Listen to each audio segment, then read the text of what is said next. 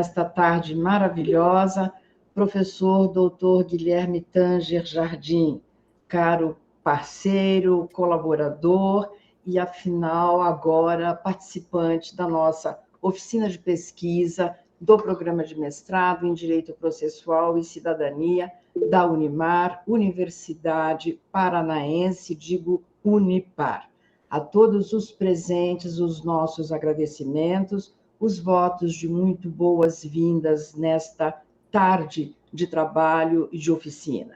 Agradeço a cada um de maneira individual e separada, agradeço a cada mestrando, mestranda e aos nossos colegas do programa de mestrado, professor Albino, professor Horácio, meu querido amigo Leonardo, já aqui conosco, dentre tantos outros. Faço, neste momento, a abertura oficial desta terceira parte de pesquisas científicas na programação do nosso mestrado.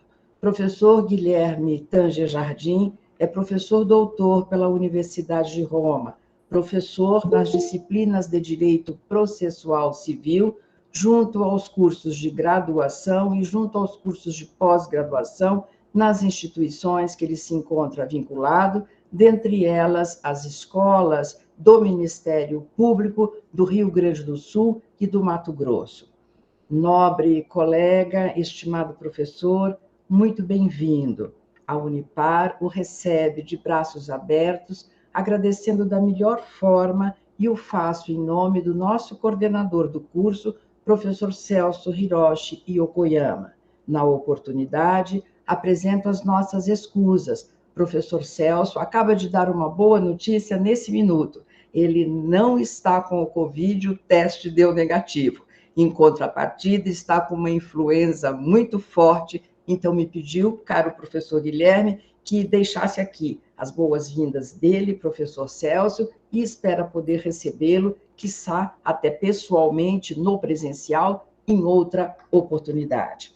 Ao nosso debatedor da tarde, professor Ferdinando Scramin Neto, mestrando do nosso programa de mestrado em Direito Processual e Cidadania, professor nos cursos de graduação, pós-graduação, juiz de direito, grande pesquisador, a nossa melhor gratidão, meu querido e grande amigo. Obrigadíssima. Na sequência, obrigada, professor Albino, meu parceiro de hermenêutica jurídica processual, professor Horácio, prêmio que a vida nos concedeu, reunindo-se a todos nós neste grupo maravilhoso de professores. Professor Medina, também do corpo docente, já passou aqui uma notinha que está correndo para casa para vir assisti-lo, meu caro professor Guilherme. Nesta hora, deixamos pontuado que as nossas atividades seguirão o compasso das oficinas de pesquisa anteriores. O palestrante terá até 45 minutos para a sua exposição, o nosso debatedor, professor Ferdinando, até 15 minutos, e após isto, abriremos a palavra por outros 15 minutos para todos os presentes. É hora de trabalhar, é dia de festa, é dia de gala. O nosso mestrado, professor Guilherme, tem uma história linda que haveremos de lhe apresentar, quiçá no presencial, porque aí temos sempre uma boa prosa, um bom vinho, uma boa conversa desse ambiente processual. Por hoje, vamos tocando por aqui, que lhe passo a palavra, nobre professor, agradecida, honrada e, acima de tudo, para lhe dizer, seja sempre muito bem-vindo. Com a palavra, professor. Primeiramente, boa tarde a todos, me escutam, me ouvem bem? Muito bem. Muito bem. Então, puxa vida, me sinto muito bem recebido, me sinto fraternalmente recebido pela professora Jussara, pela Unipar, pelos colegas que aí estão, né? Já me sinto absolutamente em casa e com muita felicidade em poder trazer um tema que, evidentemente, não é novo, já vem sendo debatido há algum tempo, né? Mas que requer algumas reflexões. E, obviamente, não estamos aqui para esgotar o tema, estamos aqui para fazer justamente provocações para que esse tema seja ampliado, debatido e estudado por vocês, né, e que possam dar as suas contribuições também para o estudo do direito. Pois bem, o nosso tema passa efetivamente pelas convenções processuais. As convenções processuais não são efetivamente novas dentro da lógica do processo civil, né? O tema não é novo. E o tema ele é embrionário lá no processo romano. A doutrina é absolutamente uníssona ao trabalhar com a ideia de que as convenções processuais elas nascem lá na litis contestatio. Não sei se os colegas recordam, efetivamente, os 3 períodos importantes do processo romano, o da leges actionis, o período formulário, o período per formula e a extraordinária cognitio. Né? Em especial nos 2 primeiros períodos, né, na leges actionis e no período formulário, o processo ele era dividido em 2 fases. A primeira, chamada in iure, onde tinha a fixação das pretensões e o compromisso das partes de aceitarem justamente a futura decisão que a elas fosse imposta. Né? E era justamente a litis contestatio. Né? E aí sim se partia, feita a litis contestatio, se partia efetivamente para o julgamento do objeto litigioso, definido na litis contestatio, que era a segunda fase, apud iudicem. Né? Pois então, essa lógica da litis contestatio nada mais era do que uma lógica de convenção, uma lógica convencional.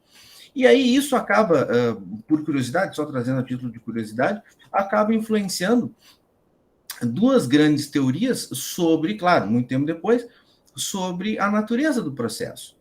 Né? O processo como contrato, né, capitaneada lá pelo Potier, e o processo como quase-contrato, capitaneada lá pelo Arnaud de Geneveux, né, onde efetivamente, por conta desse ajuste, desse acordo de vontade entre as partes, submeterem a autoridade, né, de império, poder de império do Estado, que se tinha a lógica contratual. Né? E aí, obviamente, que depois o processo como quase-contrato parte da premissa de que era uma contratação no início, mas não podia ser tratado como contrato na segunda parte, porque era imprevisível. E os contratos, evidentemente, trazem a lógica da previsibilidade. Então, bom, isso só a título de curiosidade.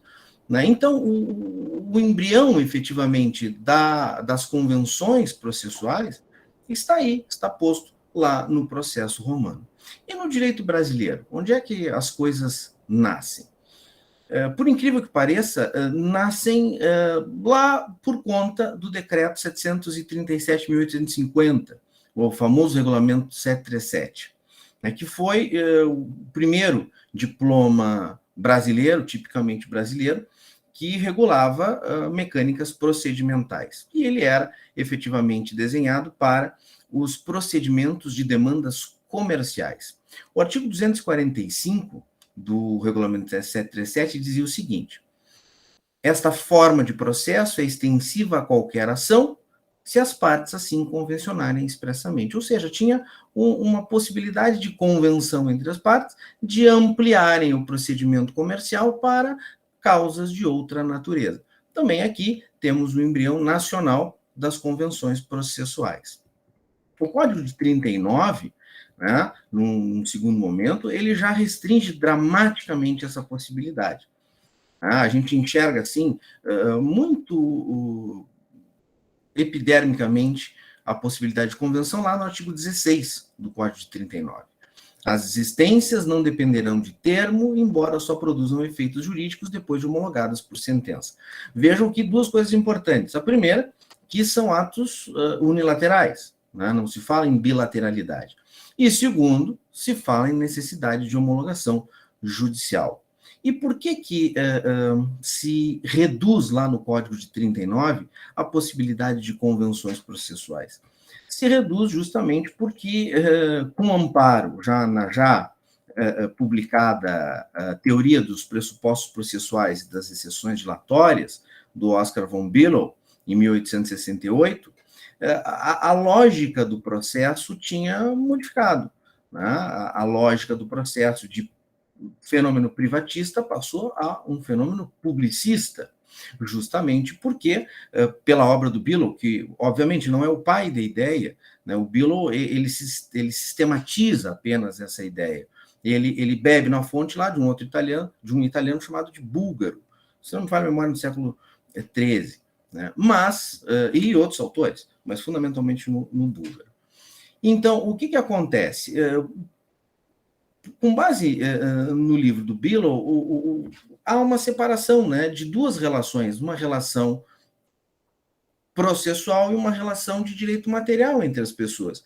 De fato que a relação material, efetivamente, estava sob o poder das partes, ao passo que a relação processual passou a ser capitaneada pelo magistrado, passou a ser uma relação eminentemente pública.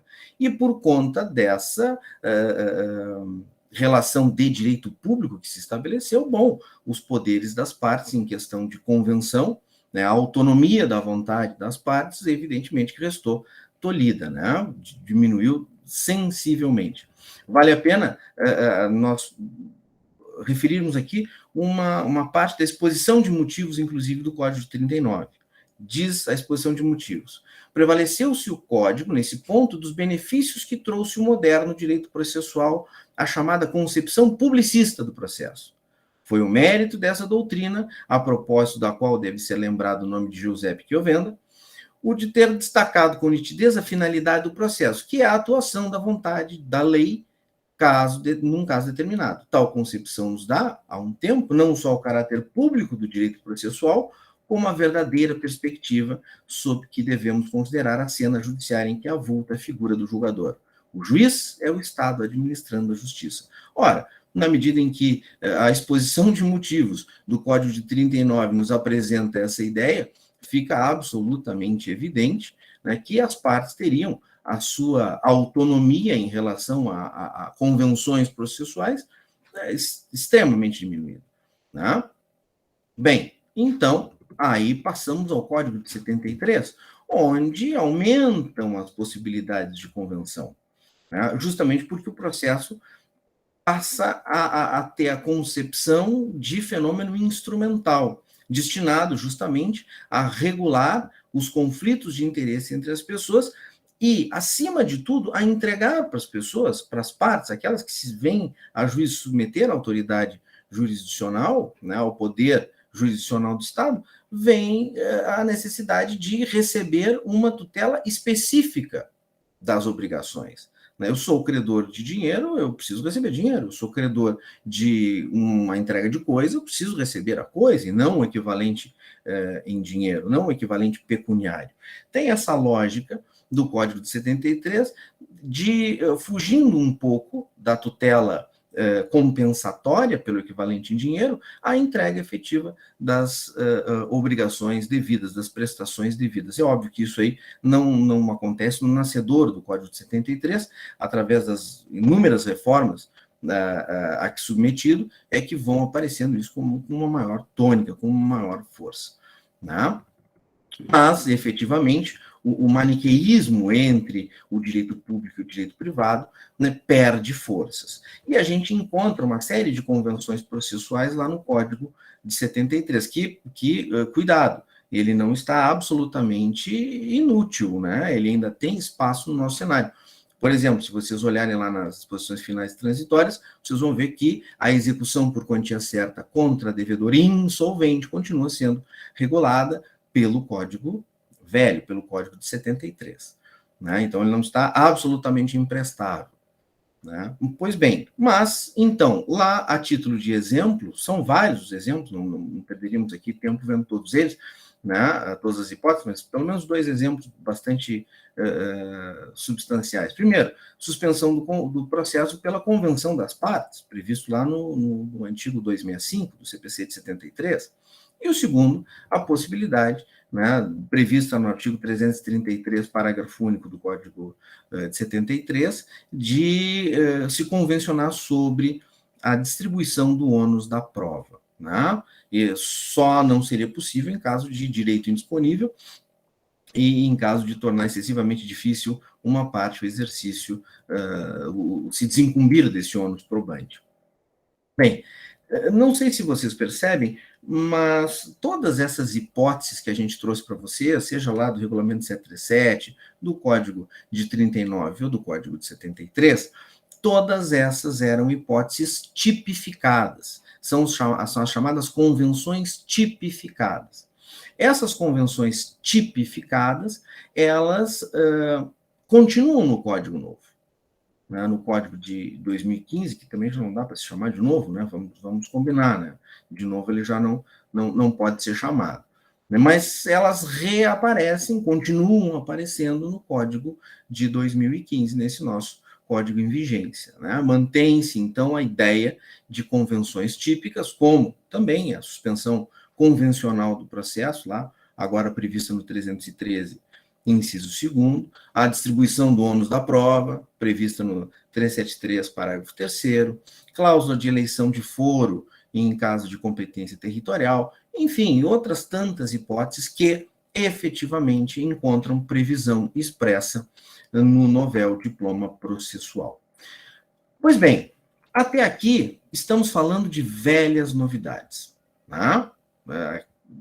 Falando de coisas que, bem ou mal, numa maior ou numa menor proporção, sempre estiveram presentes dentro da nossa lógica do processo civil. O que efetivamente se mostra, né, uma novidade, é a possibilidade de convenções atípicas. Muito embora parte da doutrina entenda que já seria possível isso, né, em legislações revogadas, né, mas de maneira clara, de maneira precisa, de maneira contundente até, né, o artigo 190 traz uma possibilidade que escapa justamente da tônica das convenções típicas, tipificadas na lei. Traz a ideia de convenção atípica e traz justamente no artigo 190, que diz, versando o processo sobre direitos que admitam autocomposição, é lícito às partes plenamente capazes estipular mudanças no procedimento para ajustá-lo às especificidades da causa e convencionar sobre seus ônus, poderes, faculdades e deveres processuais, antes ou durante o processo. Então, vejam, nós temos aqui justamente uma cláusula aberta, a possibilidade de que as partes façam convenções processuais sobre o procedimento, né, que não estejam previstas especificamente no Código. Qual foi a finalidade, né, imaginada pelo legislador, né, para abrir esse diálogo entre as partes e permitir que elas influenciassem de maneira a melhor atender os seus interesses dentro da lógica do processo e do procedimento? A primeira finalidade, me parece, que é a de harmonizar o processo e o procedimento à luz dos direitos fundamentais processuais e do Estado constitucional de direitos, né? Permitindo que haja uma mecânica democrática dentro do processo, né? Trazer a democracia para dentro do processo. O processo é, ao fim e ao cabo, para satisfazer o direito da parte, e é legítimo que, efetivamente, ela participe dessa mecânica. Segunda finalidade que eu enxergo é a de satisfazer o direito fundamental ao processo justo, que, não sei se vocês estudam o tema aqui, sobre o processo justo, em que pese não previsto na nossa Constituição brasileira, nos tribunais absolutamente admitido, em todas as instâncias, né? E, ao contrário do que alguns países apresentam, como, por exemplo, a Constituição italiana, que no artigo 111 prevê a existência, né, de um processo justo, a necessidade de observância de um processo justo, na nossa Constituição, nós, lamentavelmente, não temos posto esse direito fundamental. Mas, como vocês sabem, o catálogo de direitos fundamentais positivados ele é meramente exemplificativo, na medida, então, que não se impede o reconhecimento de outros direitos fundamentais que não aqueles postos expressamente na Carta Política.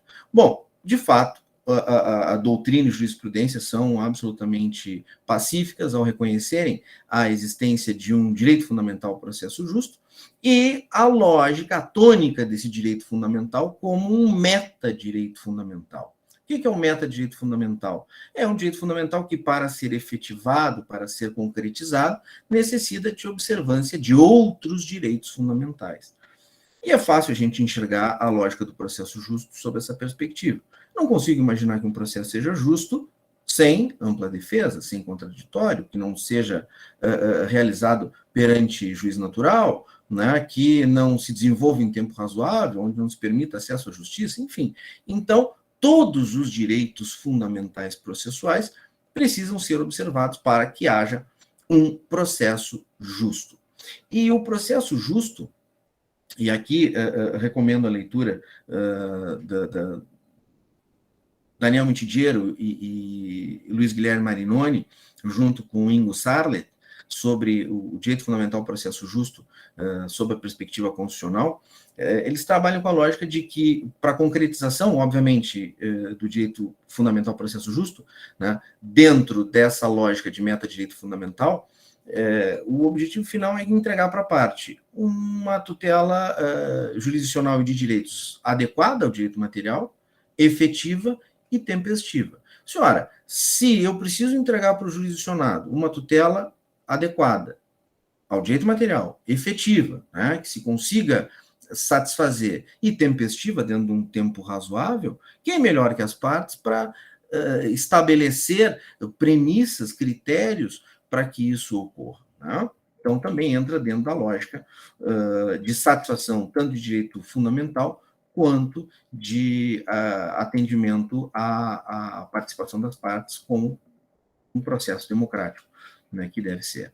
E, bom, e aí, numa terceira perspectiva, a adequação, né, temos que permitir essa convenção prevista no 190, para que se adeque o processo ao modelo cooperativo que o nosso CPC de 2015 apresenta lá no artigo 6º. Diz lá, todos os sujeitos do processo devem cooperar entre si para que se obtenha, em tempo razoável, decisão de mérito justa e efetiva. Então, dentro dessa perspectiva que a gente falou. E esse modelo, né, de processo, né, permitindo justamente uma cláusula geral de convenção processual, né, permitindo que as partes efetivamente atuem sobre o procedimento e sobre os atos, modulando e modelando a mecânica do procedimento, né, ela vai permitir justamente um modelo intermediário entre o modelo publicista e o modelo privatista. Né? Então, chegamos aqui tenta, pelo menos o legislador, chegar a um meio termo, né, onde o juiz mantenha os seus poderes, né, mas em cooperação com as partes também permita que elas influenciem no desenvolvimento do processo e do procedimento. O grande problema, e aqui a gente começa a entrar na análise que nos propusemos a fazer, é que o artigo 190 traz conceitos abertos, né, como cláusula geral que é. Tá? E aí a gente precisa delimitar justamente a aplicação desse 190 dentro do nosso cenário. Bom, primeiro, o que o 190 permite? Né? Qual é a natureza jurídica daquilo que é permitido pelo 190? A doutrina ela é tranquila também, no sentido de apontar como negócio jurídico e de chamar de negócio jurídico processual, tá? Que vai permitir justamente a modulação, né, dos efeitos dos atos processuais, né, vai permitir a modulação do procedimento, vai permitir justamente uma adequação às necessidades individuais das partes.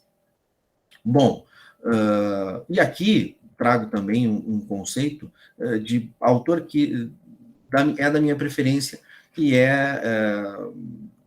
enfim, o autor de referência no tema, que é o Antônio do Passo Cabral. Né? O conceito, o que é o negócio jurídico processual? É uma convenção plurilateral pela qual as partes, antes ou durante o processo, sem necessidade de intermediação de nenhum outro sujeito, determinam a criação, modificação e extinção de situações jurídicas processuais ou alteram o procedimento. Então, vejam, é bem dentro da lógica de negócio jurídico. Eu tenho a liberdade ou não de contratar e eu modulo justamente os efeitos dessa contratação. Tá? Bom, E só que aí a gente tem um problema. Qual é o âmbito de incidência desses direitos, desses negócios jurídicos processuais? Tá? Entendemos que o 190 ele disciplina direitos e deveres de natureza processual e não de natureza material. É possível a autorregulação, né, dos direitos de natureza material entre as partes, sem sombra de dúvida, através de conciliação, transação ou qualquer outro método autocompositivo, né, do conflito. Mas o 190 ele não trabalha com a lógica de resolver problemas de direito material. Ele trabalha com a lógica de resolver questões tipicamente processuais, como, por exemplo, um negócio jurídico processual sobre instância única, ou seja, as partes se comprometem a não recorrer, caso, independentemente do teor da sentença, né? Negócios que modulem prazo dilatório. Bom, vamos ajustar que todos os prazos dilatórios vão ser de 15 dias, de 10 dias, enfim. Né? Então, são modulações processuais, né? Procedimentais, fundamentalmente, e não de natureza material. E, inclusive, as partes podem estabelecer, e isso a gente extrai justamente do enunciado 17 do Fórum Permanente de Processualistas Civis, né, as partes podem estabelecer sanções para caso de descumprimento desses acordos processuais. Tá? Esses acordos processuais, esses negócios jurídicos processuais, eles podem ser realizados tanto no curso do procedimento quanto em fase pré-processual. Tá? Seja no bojo de um contrato, onde eles criam a relação de direito material, ou até mesmo em pacto anexo. Posso ter lá um contrato de compra e venda e um pacto anexo, né, que verse sobre os negócios jurídicos processuais em caso de futura demanda. Claro. Um exemplo que pode ser visto em momento processual de ajuste de negócio jurídico processual é na própria audiência do 334, aquela audiência de tentativa de conciliação ou de, puxa vida, de mediação, tentativa de conciliação ou mediação.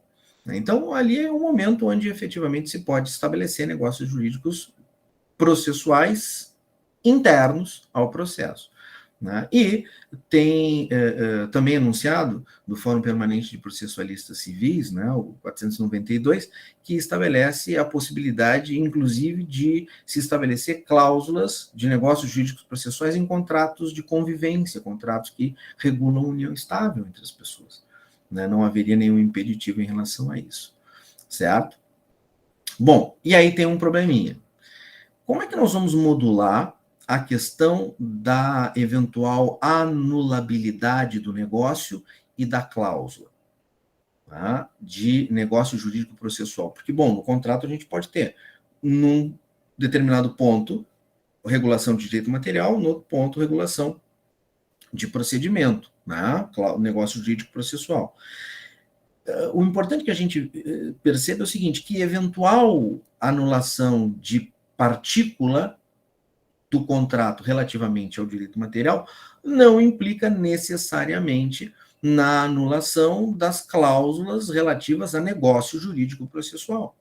Então, imaginem lá, né, com um determinado contrato, as partes ajustem lá duas obrigações, uma de entrega de coisa e uma de pagamento de dinheiro, certo? E estabeleçam lá num terceiro momento, seja dentro do próprio instrumento ou impacto anexo, né, negócios jurídicos processuais, né, regulando lá procedimento, prazos, etc. Né. Eventual anulação em relação à obrigação de entrega de coisa pode não afetar a nossa pactuação de negócio jurídico processual. Aí, como é que a gente vai trabalhar dentro dessa lógica? É simples, nós vamos trabalhar dentro daquela perspectiva de contaminação e preservação, que o próprio Código de Processo Civil nos traz, lá no artigo 281, né, onde a gente vai poder manter a parte do ato, né, íntegra, que não for contaminada por contaminação interna ou externa, né, e vai ter que contaminar aquilo que efetivamente causou prejuízo. É simples, é a relação de causa e consequência. Tá? Vamos ter que aplicar isso aí. Mas não necessariamente a anulação do negócio ou de fração do negócio de direito material vai influenciar na anulação, vai gerar, vai ter como consequência a anulação da cláusula de negócio jurídico processual. Bom, outra questão interessante, a extensão dos negócios jurídicos celebrados entre as partes. O que vocês acham? Passa para os herdeiros em caso de falecimento de uma das partes ou não? Imagina, fazemos um contrato, eu e o Horácio, fazemos um contrato de compra e venda e estabelecemos lá negócios jurídicos processuais sobre cláusula de instância única, por exemplo. Não vamos recorrer. Né? Nos satisfaremos com a sentença de primeiro grau. Ponto. Eu venho a falecer. Meus herdeiros estarão obrigados? Sim, estarão obrigados. Estarão obrigados, certo? E isso a gente encontra, claro, não é definitivo, evidentemente, mas os enunciados do Fórum Permanente Processualistas Civis nos dão uma bela base, uma bela baliza para tratar do tema. E lá no enunciado 115 a gente enxerga justamente isso, que o negócio celebrado, né, nos termos do artigo 190, né, obriga herdeiros e sucessores. Assim como qualquer outro negócio jurídico obrigaria também, né, não precisaria nem efetivamente termos esse enunciado, porque, enfim, contrato de compra e venda em relação ao direito material entre o Horácio, se uma das partes falecer, a obrigação continua íntegra. Né? É obviamente que nós vamos ter que trabalhar com a ideia de transmissibilidade ou não das obrigações, né? O que nesse caso aqui é absolutamente possível. E o que vocês acham? Feito o contrato, é possível um distrato? Contratamos lá, eu e o Lucas, né, que todos os prazos dilatórios do procedimento vão ser de 20 dias. Certo? Aí a gente começa a se dar conta, puxa vida, mas está demorado esse procedimento aqui, está demorando muito. Podemos voltar atrás? Podemos, sem problema nenhum. Né? A autonomia da vontade para contratar funciona também no âmbito do distrato, né? Da resilição da nossa relação obrigacional. Né? Vamos fazer uma resilição bilateral sem problema nenhum. Agora, e aí? E os efeitos dessa resilição? Ex tunc ou ex nunc? Retroagem ou não? Na nossa perspectiva, a eficácia de eventual resilição de negócio jurídico processual opera a eficácia tão somente ex nunc, não retroage, por conta da preclusão. E aqui é engraçado que a gente tem que aplicar institutos de direito material em consonância, né, com institutos de direito processual. Puxa vida, né, se a gente reduzir os prazos lá para, imaginar, de 20 dias para 10, né, voltando, né, a uma concepção originalmente posta, ato eventualmente praticado no 15º, 16º, não vai ser trabalhado como ato evade preclusão, né? Não vai ser intempestivo, não vai ser extemporâneo, né? Evidentemente que não. Né? Então vai produzir efeitos para frente. Inclusive com toda norma de direito processual. O que as partes fazem, na verdade, é criam normas de direito processual, né, para atender os seus interesses. E a norma de direito processual, ela tem aplicabilidade imediata, mas dali para frente, não pode regular questões já cobertas pelo manto da preclusão. E o que vocês acham? Claro, trazendo aqui vocês para o debate, negócio jurídico processual precisa ser homologado em juízo ou não? Aqui a gente tem um dissenso doutrinário terrível. Terrível. Né? Tem gente que entende que sim, tem gente que entende que não, tem gente que entende que para validade não, mas para eficácia sim, né? Só vai produzir efeito quando efetivamente o juiz homologar. Bom, eu tenho um posicionamento ancorado no próprio Código de Processo. Né? E onde é que eu encontro amparo para isso que eu estou dizendo? Lá no artigo 200 do CPC. Diz assim: os atos das partes consistentes em declarações unilaterais ou bilaterais de vontade, e aí vejam, declarações bilaterais, tá? Produzem imediatamente a constituição, modificação ou extinção de direitos processuais. Ora, se o próprio Código, no artigo 200, me diz que, né, declarações bilaterais de vontade produzem imediatamente, né, efeitos, né, em relação à Constituição, modificação e extinção, efetivamente eu não preciso do magistrado homologando, né, esse nosso negócio jurídico processual para que ele efetivamente possa entrar no processo e produzir a eficácia desejada por quem contratou. Claro. No mesmo sentido, anda o enunciado 133 do Fórum Permanente de Processualistas Civis. Tá, mas o juiz ele é dispensável, então? Não, é claro que não. Depois de celebrado o negócio, o juiz vai verificar, né, inclusive de ofício, é possível o juiz verificar, né, o negócio jurídico processual sem provocação das partes, acerca da sua validade. Né? E o próprio parágrafo único do 190 é claro, quando diz que, de ofício a requerimento, o juiz controlará a validade das convenções previstas nesse artigo, né, recusando-lhes a aplicação somente nos casos de nulidade ou de inserção abusiva em contrato de adesão, ou em que alguma parte se encontre em manifesta situação de vulnerabilidade. Então, não depende de homologação, mas estão sujeitos à verificação posterior quanto à validade, e aqui o Código fala, né, em, inclusive, vulnerabilidade. Tá? Lembrando que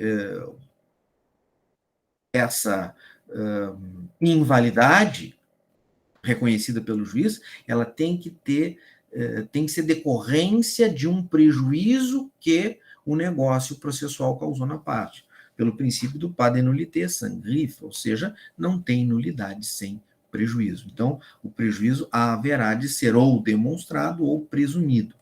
E quanto a prejuízo presumido, né, a gente tem lá, num dos enunciados do foro permanente, justamente a possibilidade de presunção de vulnerabilidade em caso de negócio jurídico celebrado sem o amparo técnico-científico, né, por um advogado. Né? Então, encontramos isso também lá no fórum, nos enunciados do fórum permanente. A invalidade, que o juiz, eventualmente, de ofício ou por provocação, vai reconhecer, ela pode ser total ou parcial, pode reconhecer apenas um ponto, né, do negócio jurídico processual como inválido, né, anulá-lo e manter a integridade no resto. Tudo vai depender, de novo, de que contaminação e preservação. Vamos ter que ver causa e consequência. O que influi, o que a parte viciada do negócio influi no resto da convenção processual. Bom, mas tem uma diferença grande entre reconhecimento de ofício de invalidade de negócio jurídico processual e desreconhecimento de descumprimento de negócio jurídico processual. São coisas diferentes. Né? Então, sob o prisma do plano da validade, o juiz está absolutamente apto a reconhecer, inclusive de ofício, né, a invalidade do negócio. Agora, eventual descumprimento não pode ser reconhecido de ofício pelo magistrado. Por quê? Evidentemente, pelo princípio da inércia, né? Porque quando o negócio jurídico ele é descumprido, nasce para a pessoa, né, que seria beneficiária dele, uma pretensão. Né? E as pretensões, como vocês sabem, elas precisam ser levadas a juízo. Tá? Então, por conta disso, o juiz, em que pese, possa, de um lado, reconhecer invalidade, de outro, não pode reconhecer descumprimento. Né? O descumprimento tem que ser provocado para que seja, eventualmente, até executado. E aí, o grande problema, justamente desses negócios jurídicos atípicos previstos lá no 190. Quais são os limites deles? Primeiro grande limite diz respeito aos direitos fundamentais. De um lado, evidentemente, quando as partes celebram negócios jurídicos processuais, nós temos lá direito fundamental à liberdade. Só que esse direito fundamental à liberdade das partes não pode colidir com outros direitos fundamentais, em especial no âmbito do processo, como, por exemplo, né, o direito fundamental ao processo justo. Então, eu não posso, e obviamente todos os direitos fundamentais outros que compõem o conceito de processo justo. Então, eu não posso imaginar que as partes celebrem negócios jurídicos processuais para estabelecer prazos gerais no processo de 90 dias. Todos os prazos 90 dias. Por que eu não posso admitir isso? Porque isso justamente anda na contramão do direito fundamental ao processo em tempo razoável. É previsto lá no artigo 5º, inciso 78 da Constituição. Então, não posso, para atender o interesse das partes, permitir que elas, né, subvertam o direito fundamental, mesmo que esse direito fundamental reverta em proveito delas mesmas, né, porque os direitos fundamentais não são disponíveis às partes. Né. Bom, uma outra questão interessante, também dentro dessa toada de direitos fundamentais e de impossibilidade de subversão desses direitos para o negócio jurídico processual. Eu não posso, né, estabelecer um negócio jurídico processual que permita que, num determinado processo, as partes possam produzir prova ilícita. Isso aí viola, evidentemente, o direito fundamental. Assim como também não posso subverter regra de competência absoluta, porque viola lá o direito fundamental do juiz natural. Então, nós temos uma série de situações onde, obrigatoriamente, a gente vai ter de realizar aquele procedimento de ponderação. Vamos ter que fazer o balanceamento entre a liberdade e os outros direitos fundamentais afetados pela liberdade das partes de celebrarem esse tipo de negócio. Tem que ir lá trabalhar com adequação, necessidade, proporcionalidade em sentido estrito. Né? Não tem como fugir disso. E isso faz com que a gente comece a perceber que os limites para a celebração desses negócios atípicos do 190, eles são tópicos. Eu não tenho como estabelecer limites apriorísticos, né? A priori, em tese. Eu só posso trabalhar em cima do caso concreto. Né? Bem, também encontro limite na aplicação dos negócios atípicos nas normas processuais fundamentais. Por exemplo, boa-fé, que se exige de todos que participam do processo, lá no artigo 5º do Código de Processo, a função social, artigo 8º do CPC, a isonomia, a paridade de armas, artigo 7º do CPC. Né? Então, a gente não pode imaginar que um negócio jurídico processual autorize as partes a agirem de má fé no processo. É impensável isso aí. E o juiz é que vai fazer essa modulação, ele vai ser o fiel da balança entre justamente a vontade das partes e não só os direitos fundamentais, como os princípios norteadores do nosso processo. E em contrato de adesão, dá para colocar isso aí? Dá para colocar negócio jurídico processual atípico? O que vocês acham? Dá, claro que sim, desde que não uma parte não se aproveite da outra, evidentemente, desde que não haja manifesta situação de vulnerabilidade, né? Ou que uma parte esteja em situação de desvantagem na hora da contratação, evidente que sim. Né? Então, não teria problema nenhum, desde que o negócio jurídico processual fosse de concordância do aderente e não lhe causasse prejuízo. De novo, pas de nullité sans griffe, né? Não tem nulidade sem prejuízo. Também a gente vai encontrar limite na realização de negócio jurídico processual nos deveres, poderes e faculdades do juiz, né? Como, por exemplo, poder instrutório. Não posso, né? Eu contratando, por exemplo, com o Hugo, né, limitar a atividade probatória do juiz, né? O poder instrutório do juiz. Não tem como limitar lá o 370. É inviável, é impensável. O negócio jurídico ele vai produzir efeitos a priori entre os contratantes, né, não se podendo justamente tirar do juízo a autoridade estatal e, obviamente, o dever de impulsionar o feito até o seu final deslinde. Né? Outro limitador dos negócios são os requisitos de validade de todo e qualquer negócio jurídico em geral, previstos lá no artigo 104 do Código Civil, né?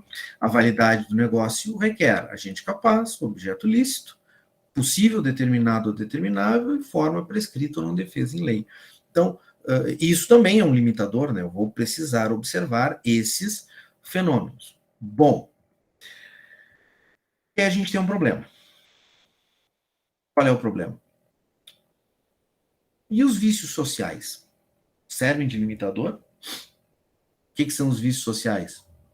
Fraude contra credor, simulação.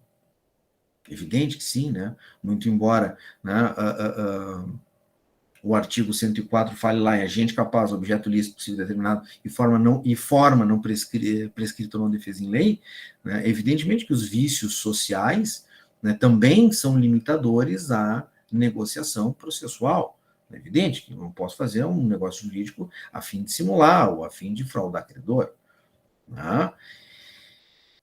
E o grande problema, na verdade, dois grandes problemas são, e essa história de capacidade do agente? O que vocês acham? Processo em que tenha parte incapaz, dá para celebrar negócio jurídico processual?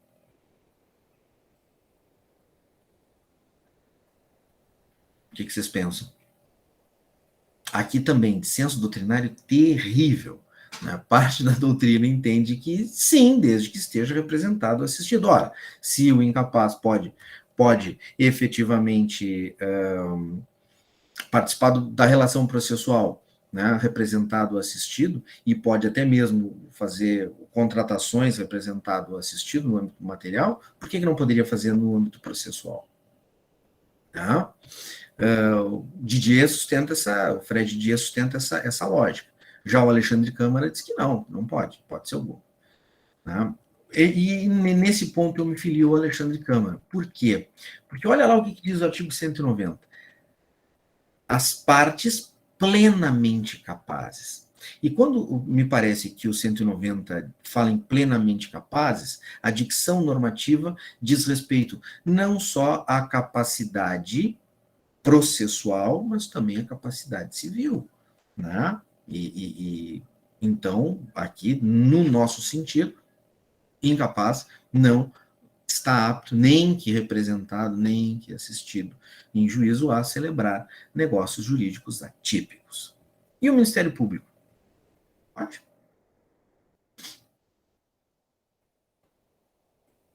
Quando ele funciona como parte, sem problema nenhum.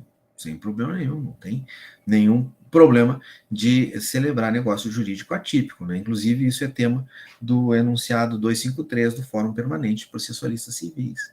Né? O Ministério Público pode celebrar negócio processual quando atua como parte. Agora, se de um lado o Ministério Público tem essa possibilidade de celebrar, não se pode justamente o contrário. Né? As partes não podem eliminar a participação obrigatória do Ministério Público dentro da relação processual. Por quê? Porque isso fere de morte o processo justo. Não tem como. E, por último, a última limitação, sei que já estamos aí avançando no nosso tempo. Tá? Por último, tá? O 190 fala em direitos que admitam autocomposição. E fala bem, porque direito que admite autocomposição não é o mesmo que direito indisponível. Eu posso ter autocomposição mesmo em relação a direitos indisponíveis. Né? Então não tem a ver com disponibilidade ou indisponibilidade do direito. Né? Até porque o negócio jurídico processual ele não guarda relação fundamental com o direito, com o objeto litigioso do processo. Ele guarda relação com a mecânica instrumental do processo, do procedimento. Né? Então, sem problema nenhum, eu posso fazer negócios jurídicos processuais, né, sobre tanto direitos disponíveis quanto direitos indisponíveis, desde que seja possível a autocomposição. Então, concluindo aqui, obviamente que de maneira muito rápida, né, essa nossa apresentação aqui tentou trazer o máximo possível de provocações para vocês no menor tempo possível, né, não, como falei no início, não temos a pretensão de esgotar o tema, muito antes, pelo contrário, só de provocá-los, né, de causar um determinado frisson para que vocês vão atrás, busquem mais informação a respeito disso. Né?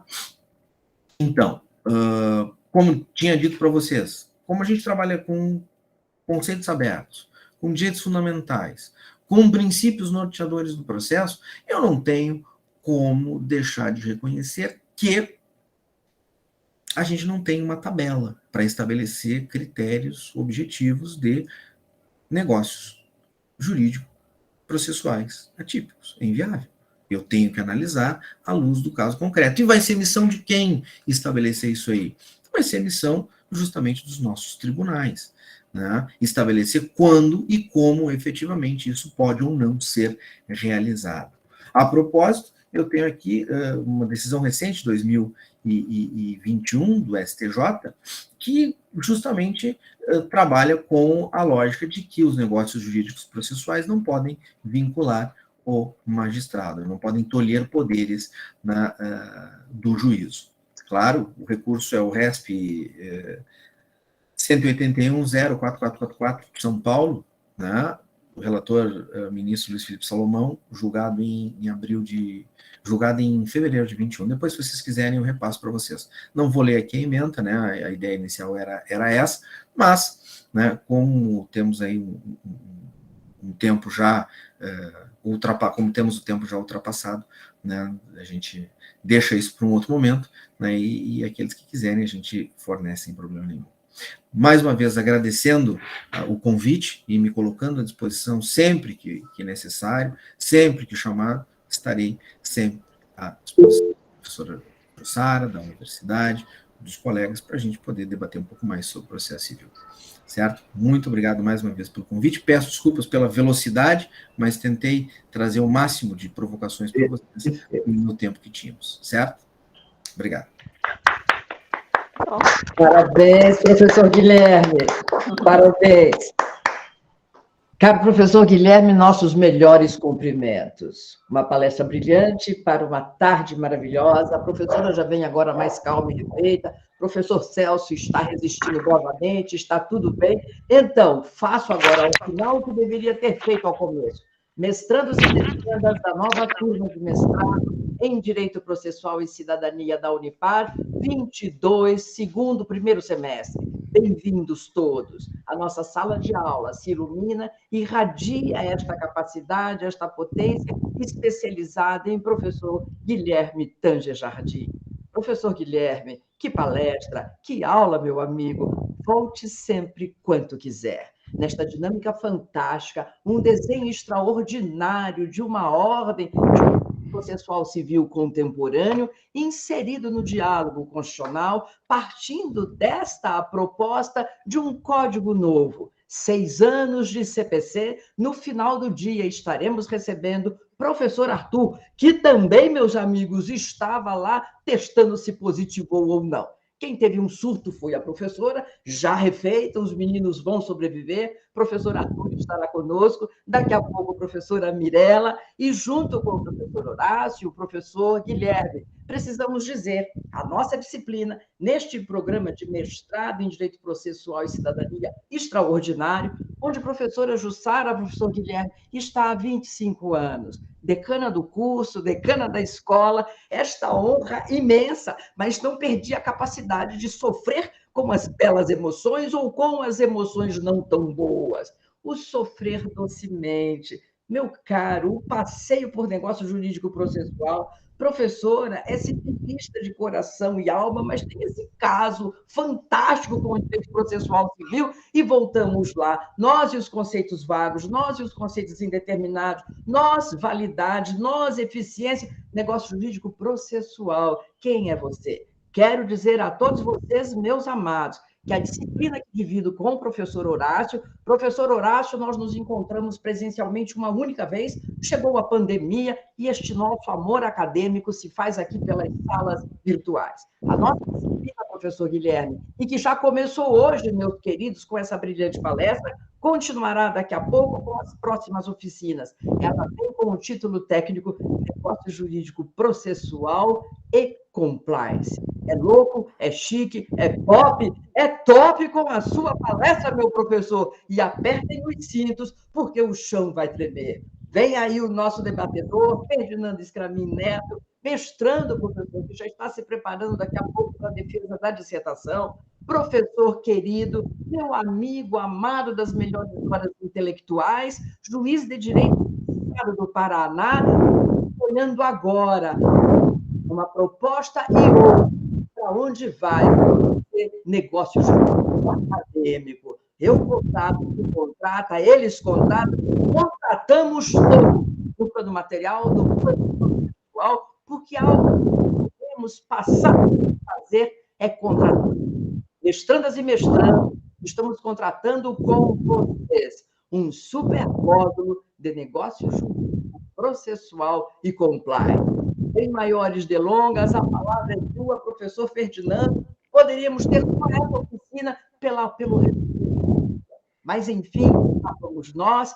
E eu anuncio, meus queridos, o professor Ferdinando, como todos nós, é apaixonado por jurídico processual. Bem-vindo, meu caro professor, a palavra é sua, meu amigo de todas as melhores horas intelectuais. Professora Jussara Suzy Borges Nasser Ferreira, que nome lindo, né?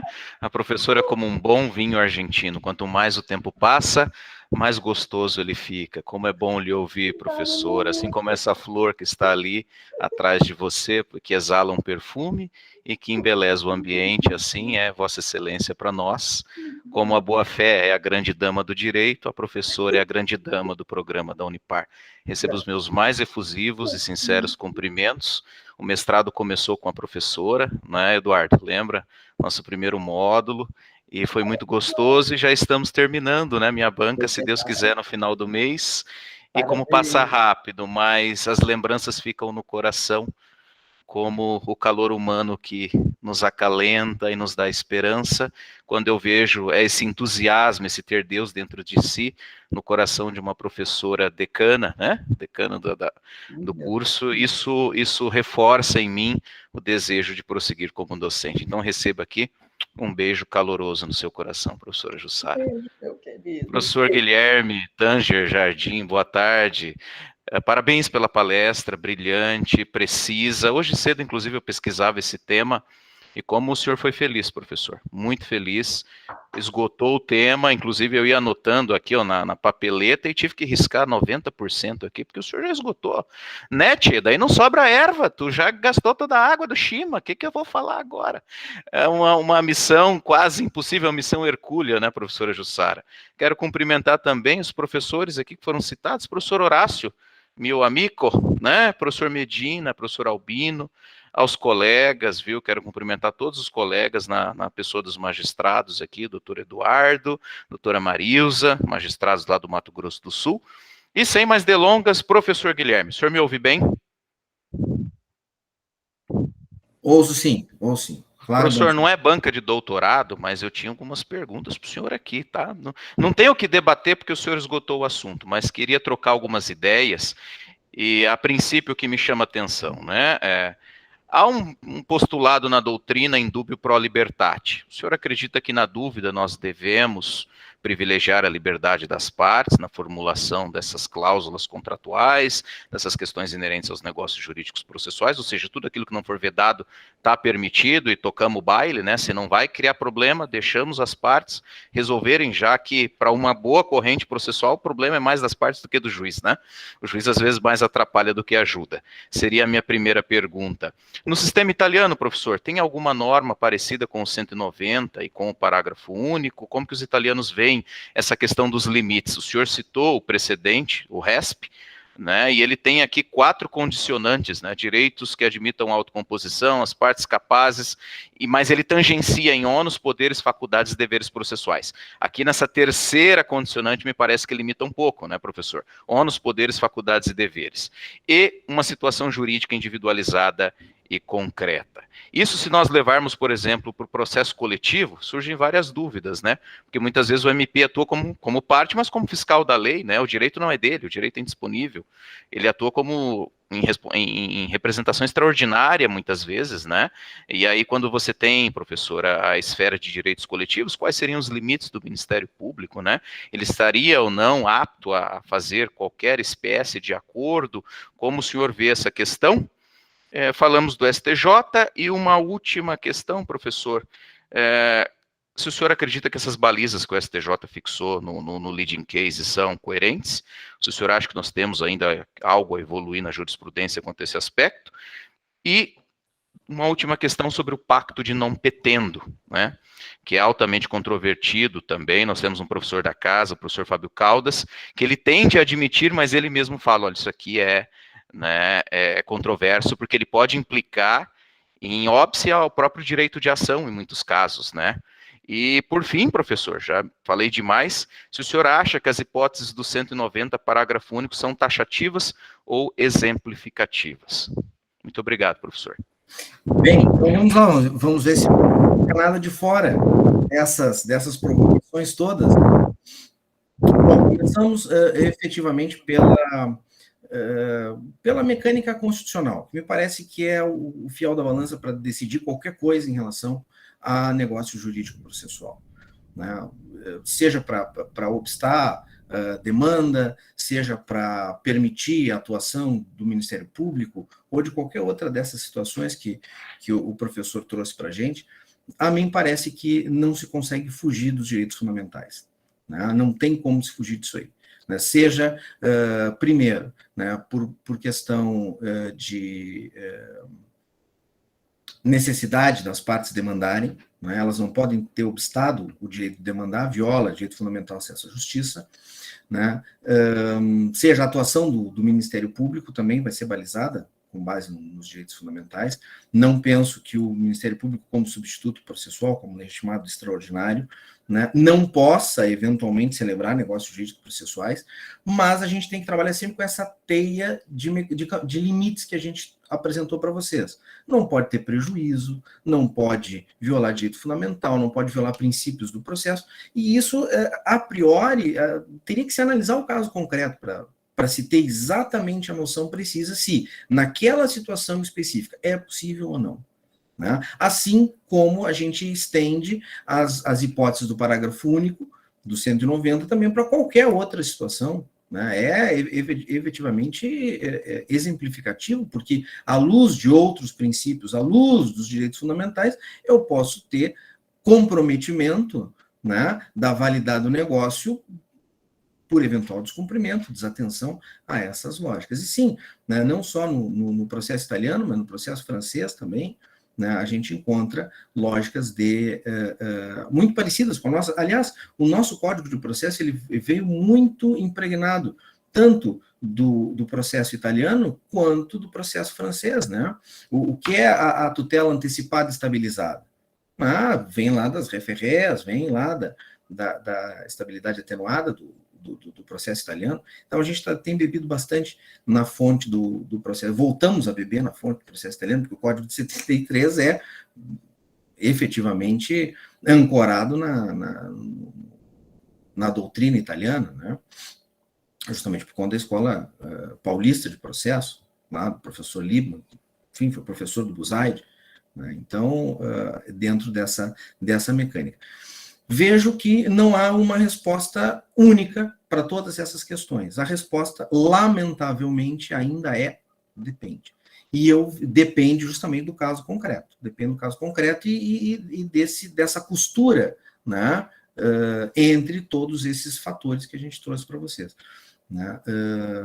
Penso que o STJ tem muito trabalho pela frente para delimitar balizas, parâmetros, para ir encurtando justamente, né, essa mecânica de aplicação tópica dos negócios atípicos, né? Mas tem muita coisa ainda para se construir.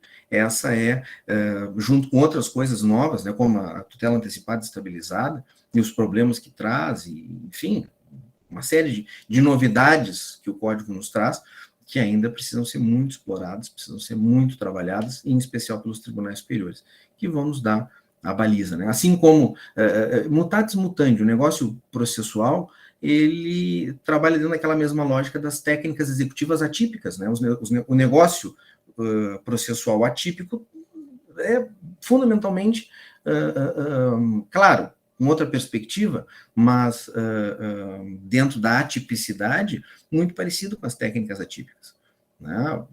É o juiz, à luz do caso concreto, claro, com algumas balizas dos tribunais, que vai definir a aplicabilidade ou não.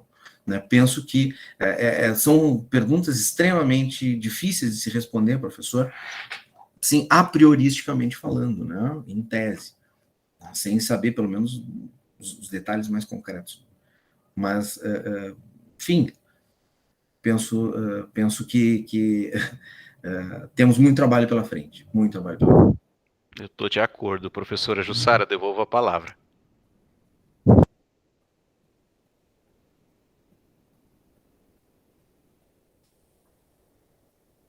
Professora Jussara, sua O voz não áudio, sai. prof. Opa, O áudio. Agora sim. agora sim, essa geração romântica, professor Guilherme, sou assim, fecha o microfone, abre o microfone, isso é negócio jurídico tecnológico? Caramba! Enquanto ouvia professor Ferdinando, professor Guilherme, eu pensei, meu Deus, eu acho que eu ia pedir para sair da sala, porque não dá para começar a responder neste tom, mas dá para responder neste tom. Fica o desafio, fica a chamada para os novos mestrandos e mestrandas, vão entendendo como é que é a temperatura negocial no nosso programa de mestrado. Enquanto ouvia vocês, meus caros professores e amigos, relembrei de uma data tão histórica, preciso dividir com vocês. Era 1973. A professora já estava às voltas com o novo Código de Processo. Marcaram dia e hora, professor Guilherme, na nossa pequena e querida Londrina, porque viria um jovem jurista, quiçá um dos maiores nomes do processo civil no país, para uma palestra que nós nem podíamos imaginar, o aviso, a chegada de um novo código. Professor Medina de Adesses nos brindou com um artigo maravilhoso, dividiu conosco nos grupos de professores e alunos e retoma Gabriel Garcia Marques, 100 anos de solidão. A boa Macondo, onde tudo era novo, tão novo, que não tinha nome, não é, professor Miguel? E precisávamos, então, apontar o nome daquele novo, tão novo, e a gente apontava sem saber exatamente quem era, o saudoso professor, querido orientador, que viria com sua esposa, ela foi a primeira a chegar, Teresa Arruda Alvim. José Manuel Arruda Alvim Neto desceu nesta Londrina, Londrina, a pequena Macondo, e anunciando para todos nós, teremos um novo Código de Processo Civil. Fecha o cenário, professora já estava lá em Macondo e dizia: para onde eu vou nesta hora? O novo código veio, fez o seu trajeto, não deu conta de tantas complexidades que se eram colocadas, e hoje, nesta tarde de luz, de debates intensos, de condições extraordinárias, voltei lá, queridos, para chegar cá.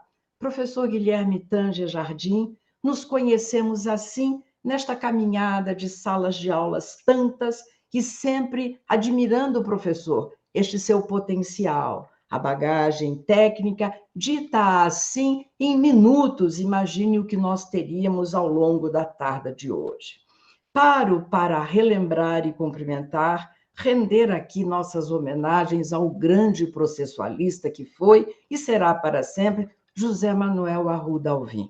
Vou pedir licença para, na sequência, passar a palavra ao professor aqui presente e que foi o primeiro na nossa Maconda pós-moderna a dizer: professora, vem aí um novo código, tal qual Arruda Alvim fez lá no passado, José Miguel Garcia Medina, e diz: professora, o novo código, o novo projeto, até porque professor Miguel, meu professor Guilherme, estava na comissão do Senado à altura, né, da tramitação, elaboração deste projeto de código. E ele disse: professora, o código vai trazer negócio jurídico processual. Eu pensei: Medina, mas que coisa! Será mesmo? Não entendo como possível. Nós, do direito civil, o negócio é nosso.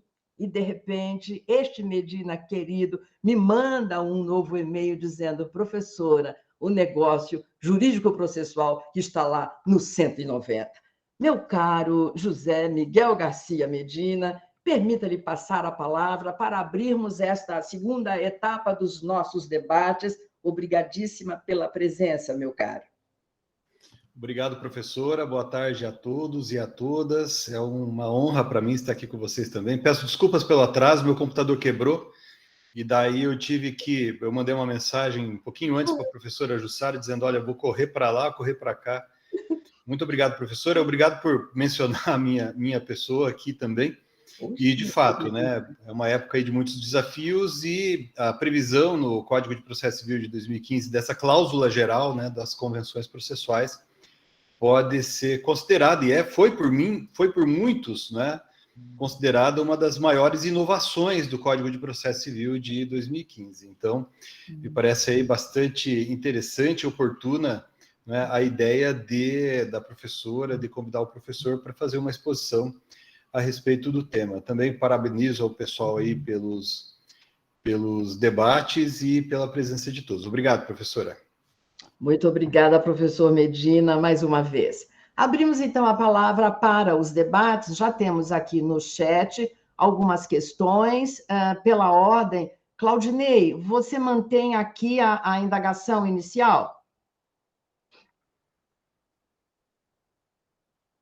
O negócio jurídico exige a homologação judicial como condição de eficácia? Professor Guilherme passou pelo tema, mas, professor Guilherme, devolvo-lhe para uma nota, uma pontuação. Bem, o que diz? Eu entendo que, de fato, né, por conta do artigo 200 do Código de Processo, não necessita, né, porque as declarações bilaterais de vontade, elas produzem efeitos automáticos, independentemente de homologação judicial. Mas é claro que, para algumas circunstâncias, nós vamos precisar de homologação judicial. Exemplo, né, negócio unilateral, desistência da ação, precisa ser homologado em juízo. Né? Não tem como fazer isso, e a desistência é tratada como negócio jurídico processual, em que pese não seja lá o dos atípicos, seja dos típicos. Mas quando a lei estabelece a possibilidade, a exigência de manifestação jurisdicional, né, de homologação judicial, aí nós vamos ter que obrigatoriamente ter essa manifestação, ter essa homologação. Claro. Bom, mas isso é exceção. A regra, friso, não. Entendo que não. Não sei se o professor Ferdinando concorda também. Perfeito. Nesta condição, eu também junto-me aos professores. E vamos passando para o Eduardo Floriano. A palavra, caro Augusto, é o primeiro que está aqui para mim. Com a palavra.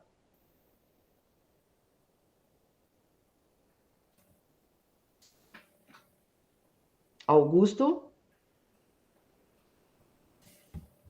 Enquanto localizamos o Augusto, pois não, Leonardo? Augusto, não é porventura, não sou eu não, né, professora? Eu acho que sim, meu querido. Tudo bem. É que eu não sou acostumado a chamar de Augusto, professora, por isso que eu fiquei meio em dúvida, perdão. Vai se acostumando com a professora, desse jeito, viu, meu querido? A palavra é sua. Tudo bem. Professor, boa tarde, obrigado pela palestra, primeiro de tudo. A minha pergunta é uma pergunta que vai juntar um raciocínio e vai chegar numa questão jurídica que eu estou enfrentando, às vezes, em um artigo. O negócio jurídico processual é interessante, é valorado pelas partes, artigo 200, O problema nós estamos falando de coletivos individuais, de litígios individuais, onde as partes têm poderes suficientes para transigir o seu próprio direito. Mas enquanto entidades como o Ministério Público, Defensoria Pública e afins, que a sua legitimidade é extraordinária e decorre de lei, por exemplo, qual é, de fato, o limite que essas entidades extraordinárias têm para fazer o negócio jurídico processual? Não apenas aquilo que está estabelecido na NPC, na NPP, em todos os outros agora pormenorizados que podem, decorrência de lei, com a nova lei da LIA, a nova lei da licitação, as novas leis do poder público em geral.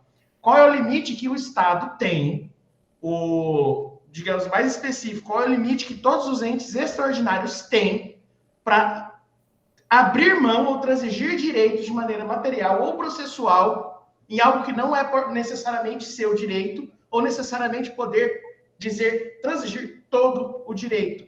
A minha pergunta vem por causa de uma questão específica, o dano processual, do artigo 292 do CPC. Se ele é legítimo para fazer isso, ele causa um dano processual no negócio jurídico processual, quem responde? Porque o microsistema de processos coletivos vem e fala, olha, só se pode condenar dano processual, custas e afins em questão de má-fé. Então, a responsabilidade vira subjetiva.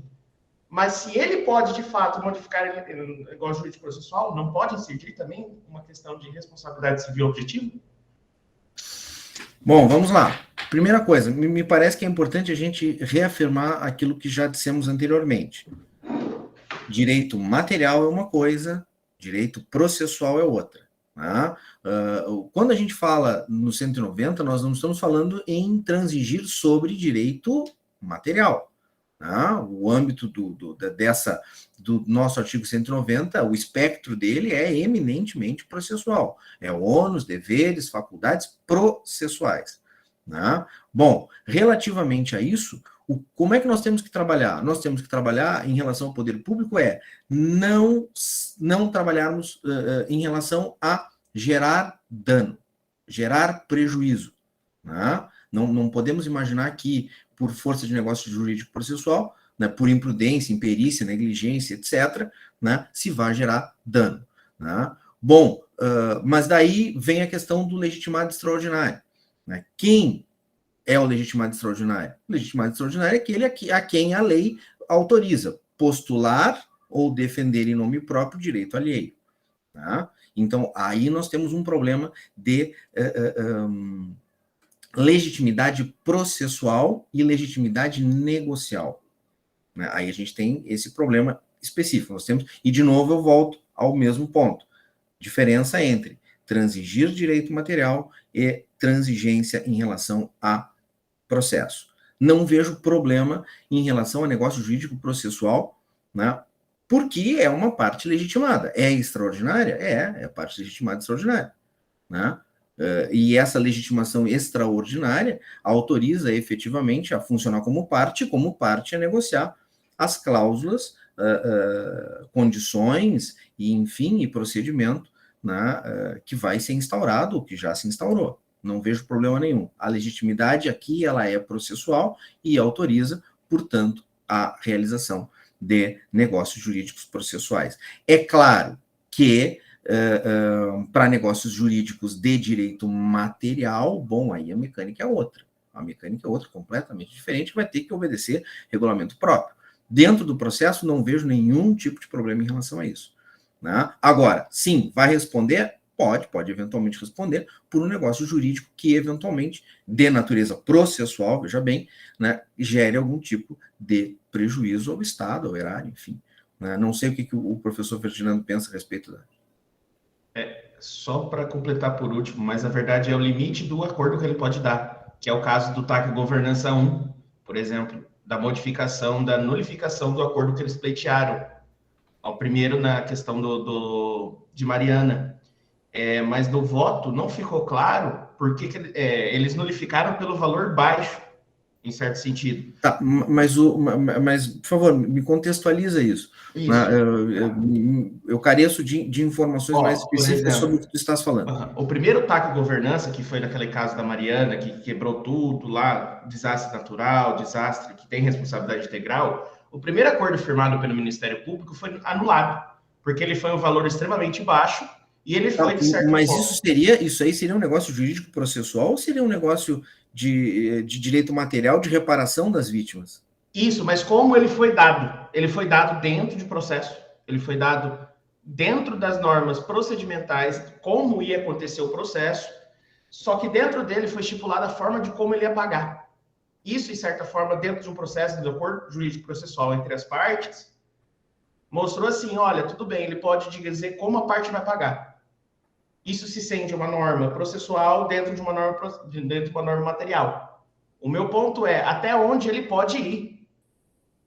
Por exemplo, o Ministério Público pode chegar e falar assim, pode parcelar em 100, 200, 300, 500 vezes, ou qual o valor que ele pode, dentro desse estigma do negócio jurídico processual, já dentro do processo. Dentro do processo. Me parece, e aí salvo melhor juízo, me parece que não só o quanto indenizatório, como o local do pagamento, como a forma de pagamento parcelada, ou em uma vez, ou em 100 vezes, enfim, tudo isso aí integra o espectro do direito material. Isso aí não integra o processo. Uhum.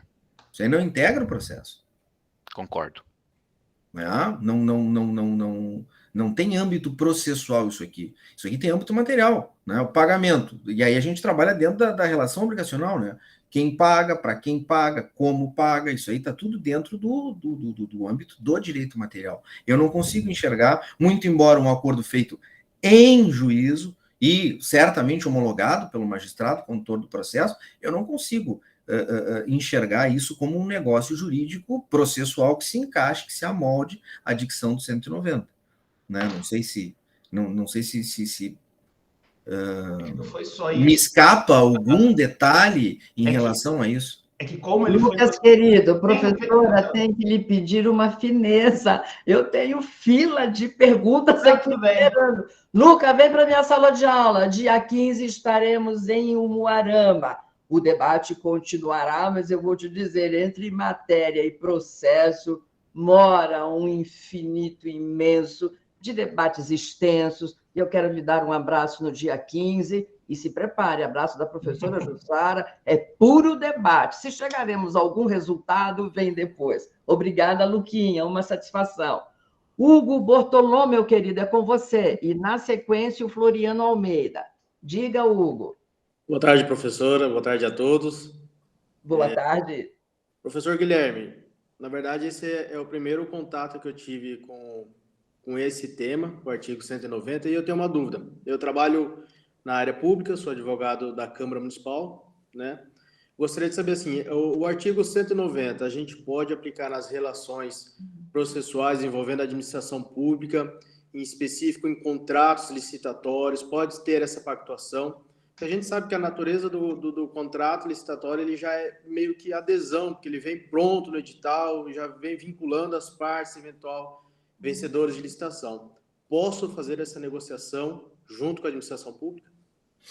Penso que sim, penso que não há problema nenhum, desde que respeitados esses limites, né, de não violação de direito fundamental, de não violação aos princípios processuais, enfim, né, de não gerar prejuízo à administração pública, né, não vejo nenhum tipo de problema. E grande parte da doutrina admite isso também. Não tem nenhum problema de se fazer negócios jurídicos processuais com a administração pública ou propostos pela administração pública. É claro que, evidentemente, nós não podemos, por exemplo, subverter normas cogentes. Exemplo, né, reexame necessário, né, ou remessa necessária. Aí não tem como fazer, não. No nosso contrato, no nosso processo não vai ter remessa necessária, o tribunal, reexame necessário. Não, é inviável. Né, não tem como. Né? Por quê? Porque isso efetivamente viola o direito fundamental ao devido processo legal. Né? Então, nessas normas cogentes, eu penso que não é possível se modificar, mas, de maneira geral, não vejo problema nenhum. Não vejo problema nenhum. Como falei, é uma situação muito complicada de se trabalhar em tese. Em tese, eu posso fazer tal coisa? Em tese, sim, desde que dentro desses limites que a jurisprudência e a doutrina vem estabelecendo. Né? São limites corretos? São limites equivocados? Bom, é o que nós temos para o momento. Lamentavelmente, quando a gente trabalha com a tipicidade, a resposta é sempre essa, é o que a gente tem para o momento. O que a gente tem para o momento são esses limites. Pode ser que amanhã ou depois o STJ amplie ou reduza esses limites. Né? Mas não vejo problema nenhum sob o aspecto processual da administração pública fazer qualquer tipo de negócio jurídico processual dentro desses limites. Fernando, deseja complementar? Obrigado ao Hugo pela pergunta tão instigante, professor Guilherme. Mas, Ferdinando, venha lá. E aí? Limites e possibilidades. Como é que nós ficamos? Professora, lecionando direito administrativo, a gente tem evoluído bastante, só pegando esse gancho, né? A Lei de Serviços Públicos prevê métodos consensuais, alternativos de resolução de conflitos. A nova Lei de Licitações, a 14133, tem previsão, inclusive de arbitragem, né? Desde que seja feito no Brasil em língua portuguesa. Eu acho que nós temos que evoluir na questão do Lucas, até conversava com ele agora no particular, para o microsistema de direito coletivo, Não é? O 190 não vai resolver todos os nossos problemas. A questão da representatividade adequada, a questão dos limites transacionais nos direitos indisponíveis, né? Nesse aspecto da representação extraordinária, porque se a lei dá a prerrogativa, não é? Então você tem alguns hiatos legislativos, né, professora? Mas isso nós vamos evoluir com as novas discussões que vêm aí no microsistema. Obrigada, Ferdinando. Sigo você no Insta, que a prof agora está poderosa. Imagine, eu no Insta, nunca acho o caminho. Parabéns pela obra fantástica, você e os parceiros, de um trabalho memorável na área do direito administrativo, a sua dedicação. Tenho assistido suas aulas, saio de lá sem saber nada, ainda mais depois que entrei, mas, caríssimo, fantástica a ponderação. E, mais uma vez, o alinhamento, né, da nossa visão a partir de uma teoria crítica de um sistema que no passado vinha e hoje, vejam lá as ligações. O CPC vinculado a tantos outros contextos e ambientes. E todos nós, meus queridos, para dizermos, olha, a nossa carga horária na disciplina vai ser pequena para tratarmos desse negócio jurídico processual. Professor Horácio, vai sorrindo aí, que você é o meu negócio jurídico-processual mais próximo nesta hora, e nossa sala de aula no presencial, não vejo a hora. Continuamos aqui com a fila de questões, vamos lá pela ordem, o colega que já estava escalado era o... Quem estava? Eduardo, isso, meu querido. A palavra é sua, Eduardo. Bom, boa tarde a todos. Saudação especial à professora Jussara, ao Ferdinando, os demais colegas. Estivemos recentemente juntos aí em Umuarama, no último curso aí, do último módulo. Parabenizar o professor Guilherme e fazer uma pergunta pessoal para ele, inicialmente. O senhor tem parentesco com o desembargador Antônio Guilherme Tanger Jardim? Olha, minha mãe disse que eu sou filho dele. Então, mas aí... segundo ela, né? Enfim, eu não... Então, fazer dois registros... Sou sim. Fazer dois registros com relação ao seu pai. Primeiro, foi aluno dele na Escola da Magistratura, aí no Rio Grande do Sul, em 2001. Direito das obrigações, direito das coisas. Foi um ano bastante produtivo lá, em que ele me ensinou bastante. E outro, um registro lá da minha cidade, né? O desembargador lá foi juiz na minha cidade, Rio Grande.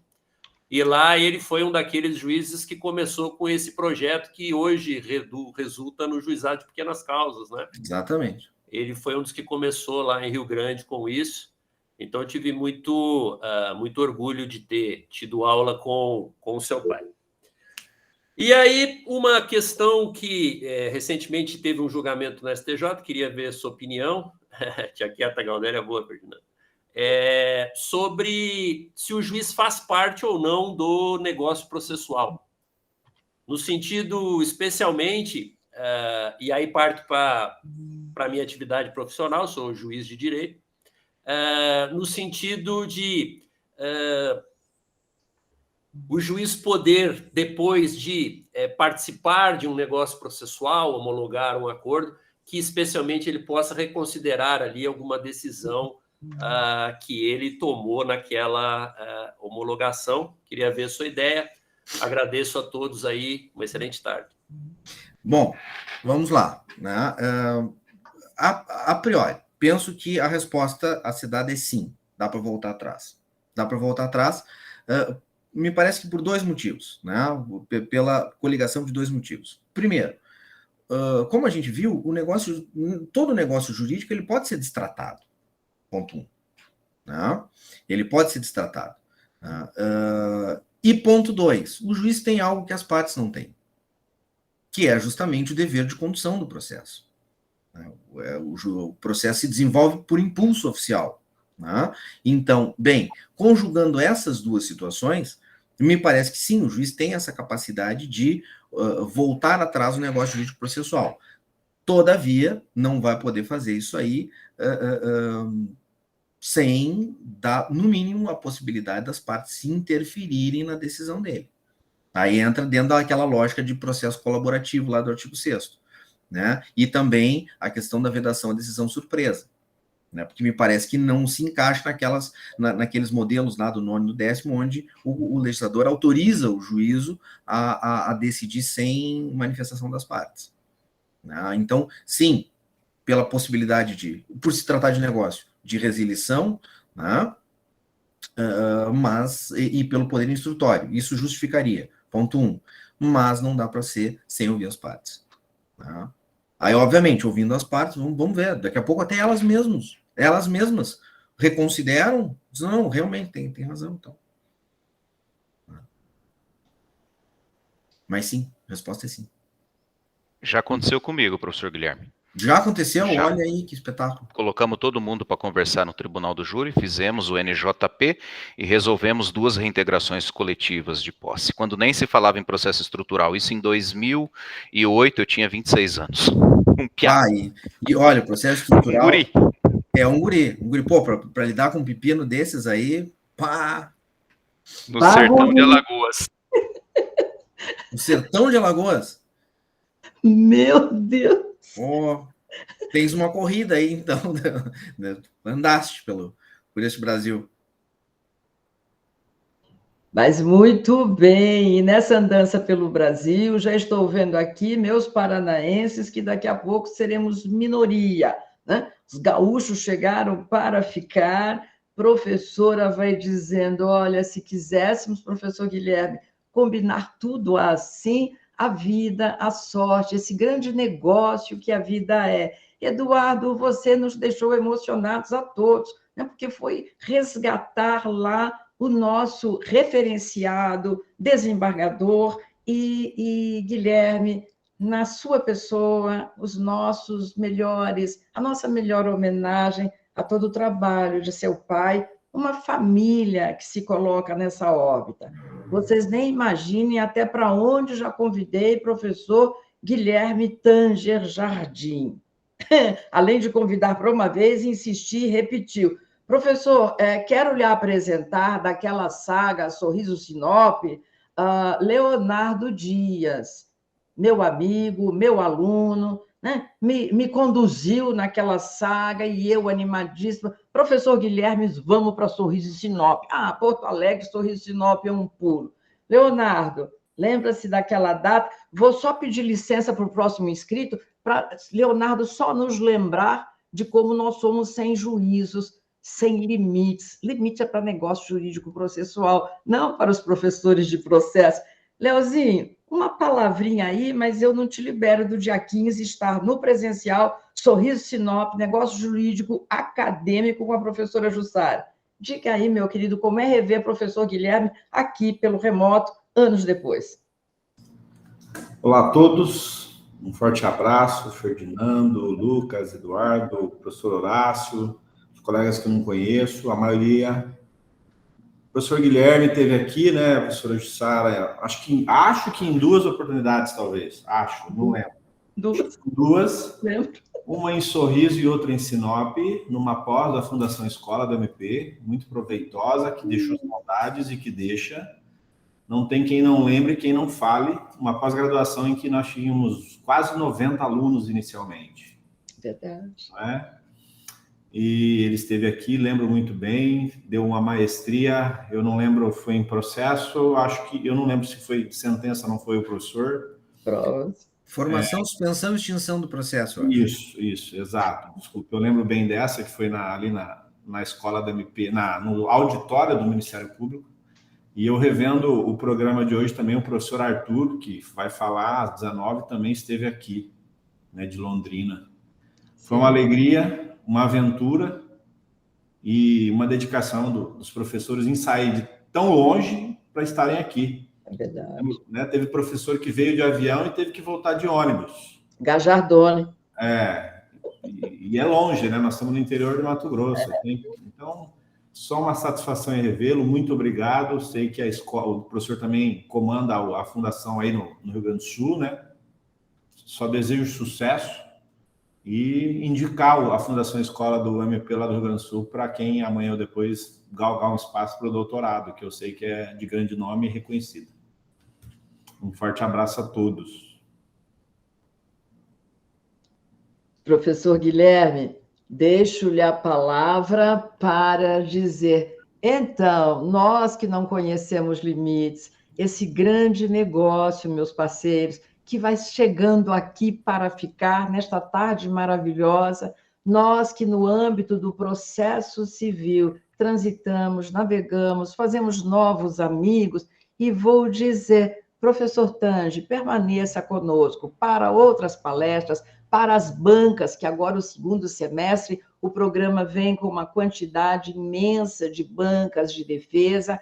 Professor Celso está aqui no remoto, dizendo, prof, por favor, transmita ao professor Tanger, mais uma vez, os agradecimentos e que volte sempre. Então, para a banca do Leonardo, professor, que ainda está terminando os módulos, mas o tempo voa, já fica esse combinado. Eu nem sei, Leonardo, quem é o teu orientador, mas decana pode fazer desses negócios e outros, tá bem? Então, vamos tocando. E quem era o próximo que estava com ainda pergunta inscrita para irmos caminhando para o encerramento?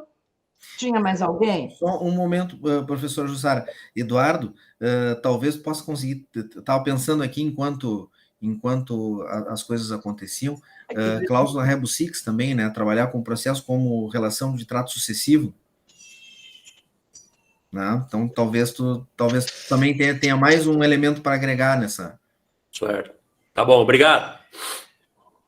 Olha, pelo que eu estou sentindo aqui na temperatura, vários temas de dissertação, o professor Guilherme está pontuando aqui. Agarrem-se aos temas, aos desafios, porque a oficina está para lá de aquecida e rendendo, fervilhando ideias, meu querido Ferdinando. Bora lá, quem vai fazer uso da palavra para encerrarmos essa tarde maravilhosa de debates tantos, de prosas tantas. Alô, alô? Meus colegas, inclusive, do vídeo fechado. A prof, a professora que pede para todo mundo, vamos abrindo os vídeos, vamos fervilhando imagens, os colegas que chegaram agora, que eu ainda não conheço. Dou-lhe uma! Dou-lhe nada. Perguntas, se inscrevam, porque daqui a pouco vem chegando aí outra oficina. Quem vai para terminar? Valéria, querida, Franciele, as meninas ainda não participaram. Marilza, lhe passo a palavra, meu amor. Negócio jurídico processual também por sinais. No que você colocou a mão na face, eu entendi. Professora, quero a palavra. Brincando. Daí, minha querida. Bom, boa tarde a todos. Gostaria de parabenizar o professor Guilherme pela brilhante exposição da matéria. E a senhora, a professora Jussara, que realmente é a pessoa entusiasmada, empolgada e poética, né? E a empolgação, um dia eu fui dar uma lida sobre por que eu também sou uma pessoa muito empolgada, eu tenho medo quando começo a falar, né? Pronto, então, a pessoa que tem empolgação é porque diz que tem Deus dentro de si, né? Diz que é Deus brilhando, Deus falando. Então, parabenizar a senhora por essa empolgação. Obrigada. Eu, como sou muito apaixonada pelo processo civil, eu fiquei, assim, meio que tudibiada com a questão da efetividade desse negócio, né? Desse negócio processual. Porque ele não deixa, ele pode estar num contrato particular, ele não deixa de ter natureza processual. Eu vou colocar mais um posicionamento e colocar isso para o professor. Como ele tem natureza processual, quando ele será utilizado? Quando existir automaticamente um processo.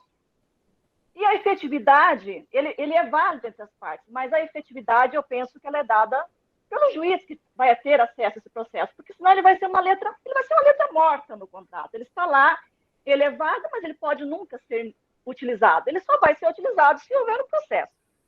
Então, eu tenho, assim, eu não estudei, eu sou uma trabalhadora, 24 horas por dia, sentença, despacho e decisões. Mas, como processualista, como estou na área, numa vara residual civil, eu penso que a efetividade, quem vai dar nessa norma, vai ser o juiz no momento da sua necessidade, que houver uma litigância entre as partes, que é um posicionamento que eu queria colocar.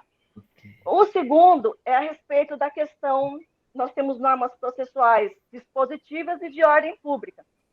E eu tive um caso aqui que hoje eu já desisti, porque o Bradesco e pessoas particulares faziam composição para dizer que faltava interesse de agir e queria que se homologasse como transação. E eu achei assim, poxa, o interesse de agir é o juiz que vê, necessidade, utilidade, adequação, Então, não tem o que ele falar que vai extinguir, porque a perícia deu negativa, que faltou interesse de agir, e eu, alegando, fazendo um negócio processual de que seria falta de interesse de agir e que eu homologasse com base no artigo 487. Não entendi. E comecei a julgar improcedente, porque as perícias eram negativas. Aí ele veio e disse para mim assim, doutora, a senhora não sabe que a gente tem honorários aqui. E para eu receber honorários, tem que ser com resolução do mérito. Então, a senhora tem que homologar como se fosse transação. Não é para extinguir. O nosso acordo é de que não existe mais falta de interesse de agir, mas a senhora, eu preciso que a senhora homologue para mim como transação com base no artigo 487, 3, acho que a linha B, né? Aquilo me deixou inquieta e eu fui para o tribunal e o tribunal acabou entendendo que tinha que homologar, que foi uma transação e que homologaria como uma transação a pactuação deles, que faltaria interesse de agir. O que o senhor pensa sobre isso? Porque, para mim, a questão de interesse ou não de agir é de ordem pública. Se não tem interesse, é o juiz que vai decidir se tem ou não interesse, né? E como homologar com base no artigo 487.3, que até hoje está na minha cabeça. Mas são essas duas pontuações, assim, durante as falas, que eu fiquei como magistrada e como aluna no aprendizado aqui, porque há muitos anos que não frequento uma aula, não vejo pessoas tão maravilhosas falando, né? Que a gente no dia a dia não tem esse brilhantismo, né? A gente perde muito isso aí por causa da efetividade da correria. Com a palavra aí os debatedores e o professor Guilherme. Pois então, bem, aqui a gente tem um problema sério, né? Porque, primeiro, a questão do objeto passível de ser negociado. Me parece que condição da ação, né, seja legitimidade, seja interesse, não tem como ser negociado. É inegociável. Inegociável. Né? É absolutamente negociável. Né? O que, efetivamente, o tribunal pode ter feito é ter dado um outro contorno, a título de desistência. Né? Se bem que homologou com resolução de mérito, né, transação. É que, na verdade, assim, ó, a saída aqui, qual é? É, de novo, a questão de analisar o conteúdo das formas. Né? Não importa que o magistrado escreva lá sentença. Né? Se é uma decisão interlocutória, se a natureza da decisão é interlocutória. Não importa lá que no texto esteja escrito, parte legítima. O que importa, efetivamente, é que tenham transacionado sobre algum ponto de direito material. Né? Me parece que aqui a lógica é a do conteúdo versus forma. Né? Porque, efetivamente, conteúdo, se for levar na ponta da faca, efetivamente não é possível de ser transacionado interesse. Nem legitimidade, nem condição da ação, nenhuma matéria desse calibre, desse quilate. Né? O que deve ter sido feito lá, e aí eu não sei se a doutora, não sei os exatos termos em que foi homologado isso aí, né? Se estabeleceu algum tipo de obrigação de cunho material. Não fez a perícia deu negativa, e eles, então, pactuaram as duas partes, que o advogado atuando pela parte autora, né, de que faltava, que o negócio jurídico processual deles seria falta de interesse de agir, mas pediu homologação com base no artigo 487.3, porque queria uma decisão meritória do juiz. Então, se é meritória, eu disse, olha, se é meritória, então eu vou dar improcedência, porque se a perícia deu negativa, eu tenho que dar improcedência, não tem outra saída. Mas aí eu também desisti, viu, professor? Porque hoje a gente quer celeridade, quer acabar com o processo. Ultimamente, não, claro. Então, tem que resolver o problema ali, e o problema está posto, tem que ser resolvido. Só que eu acho que pode surgir aí. Primeiro que me parece que não é efetivamente negócio jurídico processual isso que foi feito. Ponto 1. Né? Porque não guarda relação com as formas do processo, guarda relação com a própria decisão final. Né? Me parece que não é negócio jurídico processual. Ação, né? Em relação às condições da ação, por isso que eles entenderam que era processual, né? Não. Me parece que foi feita aí uma transação, onde em que pese, sob essa pecha, né, sob esse rótulo de falta de interesse de agir, na verdade se resolveu lá quem iria ter que pagar a custas, honorários. Na verdade, a transação se deu sobre parte radial do processo, né, a parte da sucumbência. Verdade.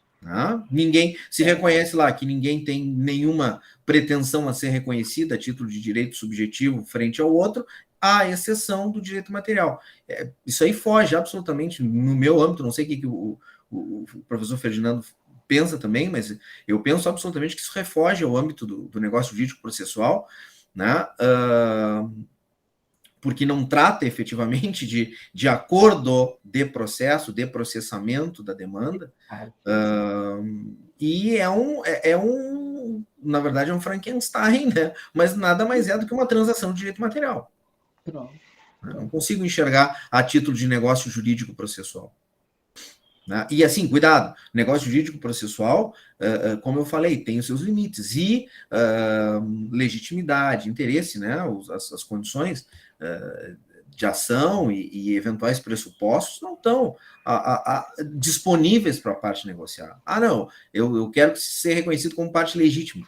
Ora, se não está naquela posição de direito material legitimadora para o nascimento de uma pretensão, não tem contrato que faça isso. Eu penso que o advogado da parte autora foi engolido pelo advogado do Bradesco. Foi. Não tenha dúvida. Alguém, como dizem aqui, alguém comeu mosca. Alguém comeu mosca. Enfim. Mas e a efetividade do processo, doutor? O professor, não é ou não é? É ou não é? O juiz que vai dar efetividade. Que na verdade é a transação sobre direito material, né? E vamos resolver o problema. Tá bom assim para as partes? Não violou direito indisponível? Não tem problema. Segue o baile. Né? Segue o baile. Marilza, já fiquei tua fã. Por favor, junto com a gente, dia 15, nós estaremos chegando em Umuarama para pernoite, jantar e tudo mais. Grande debatedora, o teu entusiasmo me contamina, que alegria conhecê-la. Ferdinando lhe apresentou no início da aula, e você, aquela mão delicada na face, a prof segurou aquela sua mão. Este é o grande negócio que vai ficando em sala de aula. Obrigada aí, Marilza. Professor Guilherme, vamos caminhando para o final. Não fosse o dever de ofício, estaríamos por mais tempo nessa tarde maravilhosa e tão produtiva. O professor iniciou esta palestra magna de abertura do nosso módulo de forma fantástica e quis a linha de debates que ali terminássemos também. A sua sabedoria, a sua pontualidade em dizer: precisamos analisar o caso concreto. Nesta hora, com a participação de Marilza, a participação brilhante de todos, pensei, estamos diante da nova figura que a pandemia trouxe lá, e eu acolá pensei, professor Guilherme, negócio jurídico processual híbrido, meu amigo, híbrido, né? Interesse, condições de ação, vou fazer um puxadinho, homologou, bateu e volte, porque negócios são negócios. Os alemães têm uma expressão, professor Fábio precisava estar aqui, eu entendo nada de alemão, professor Guilherme, mas guardei. Geschäft bleibt Geschäft. Ora, se negócio é negócio, fiz o negócio híbrido, puxando de cá para lá, entre brincando e dizendo de coisas sérias, texturas tão fidalgas e tão complexas. O mundo empírico e a sua originalidade para revelar problemas e compor problemas, às vezes aqui, às vezes acolá. Professor Guilherme Tanger Jardim, as nossas melhores homenagens nessa tarde de luzes intelectuais, de brilho invulgar, de uma pontuação incrível ao trazer em poucos minutos da sua palestra o melhor do negócio jurídico processual. O brilhantismo, a capacidade de síntese, a profundidade das abordagens levam-nos nesta hora a dizer de todo o coração o nosso muito obrigado. Em nome do corpo discente, em nome do corpo docente aqui presente, em nome da nossa Unipar. A Unipar tem sede em Umuarama, professor, e se Deus quiser, em futuro próximo estará conosco no presencial. O nome Umuarama, de origem indígena, como desta professora, Jussara Palmeira, que tem espinho na ponta das suas folhas. Umuarama bem melhor, terra onde se fazem amigos. Há mais de 25 anos, quando lá cheguei, professor, o desfio de contas e tantas me diz hoje, nem sei quantos são os amigos feitos nessa caminhada. A outra capacidade do ambiente virtual, reunirmos colegas de distâncias tantas como você, meu professor, e colegas de sala de aula. Vamos deixando aqui a nota fundamental. Nesta tela também virtual, tela onde se faz amigos em nome da Unipar, tela que se faz possível para uma aula pelo remoto, e nesta tela, onde ficam desenhados a capacidade, o aconchego, a potência, o conhecimento e, sobretudo, a amizade. Obrigadíssima, professor Tanger. Retorne sempre à nossa instituição. Será sempre muito bem-vindo e, com o nome de todos, passo a palavra para o Ferdinando fazer os agradecimentos finais, mas deixando palavra livre para quem mais o desejar. Mas a você, Ferdinando, gratidão imensa.